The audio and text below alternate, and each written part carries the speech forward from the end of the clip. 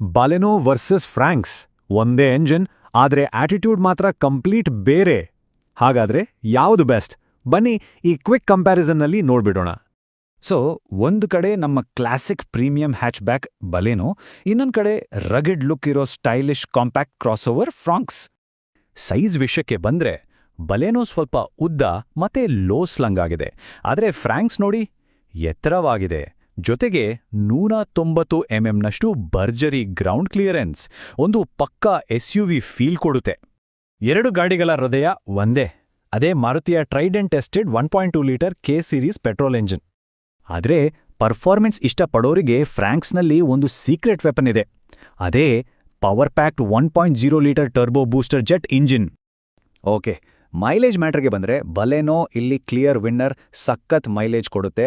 Fronx ಕೂಡ ತನ್ನ ಪವರ್ಗೆ ಹೋಲಿಸಿದ್ರೆ ಒಳ್ಳೆ ಮೈಲೇಜ್ ಕೊಡುತ್ತೆ ಅನ್ಬೋದು. ಸರಿ, ಈಗ ಬರೋಣ ಫೀಚರ್ ದ ಫೇಸ್ ಆಫ್ಗೆ.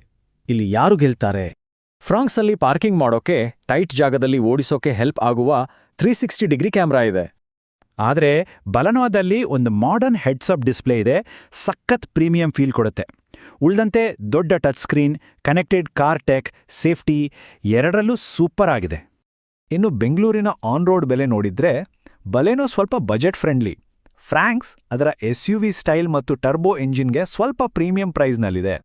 ಹಾಗಾದ್ರೆ ಫೈನಲ್ ಕಾಲ್ ಏನು? ಯಾವ್ದು ತಗೊಳ್ಳೋದು? ಒಂದು ವೇಳೆ ಪ್ರೀಮಿಯಂ ಕಂಫರ್ಟ್, ಒಳ್ಳೆ ಫೀಚರ್ಸ್ ಜೊತೆ ಬೆಸ್ಟ್ ಮೈಲೇಜ್ ಬೇಕು ಅಂದ್ರೆ ಖಂಡಿತ ಬಲೆನೋ ಒಂದು ಸ್ಮಾರ್ಟ್ ಚಾಯ್ಸ್. ಇಲ್ಲ, ರೋಡಲ್ಲಿ ಎಲ್ಲರೂ ತಿರುಗಿ ನೋಡೋ ಹಾಗೆ ಒಂದು ಸ್ಟೈಲಿಶ್ ಗಾಡಿ, SUV ಫೀಲ್ ಮತ್ತೆ ಪವರ್ಫುಲ್ ಡ್ರೈವ್ ಬೇಕು ಅಂದ್ರೆ ಫ್ರಾಂಕ್ಸ್ ನಿಮ್ಗೋಸ್ಕರನೇ ಮಾಡಿರೋ ಗಾಡಿ. ಈ ಎರಡರಲ್ಲಿ ನಿಮ್ಮ ಫೇವ್ರೇಟ್ ಯಾವುದು? ಕೆಳಗೆ ಕಮೆಂಟ್ ಮಾಡಿ. ಇದೇ ರೀತಿ ಇಂಟ್ರೆಸ್ಟಿಂಗ್ ಕಾರ್ ಕಂಪ್ಯಾರಿಸನ್ಗಳಿಗಾಗಿ ಈಗಲೇ ಫಾಲೋ ಮಾಡಿ.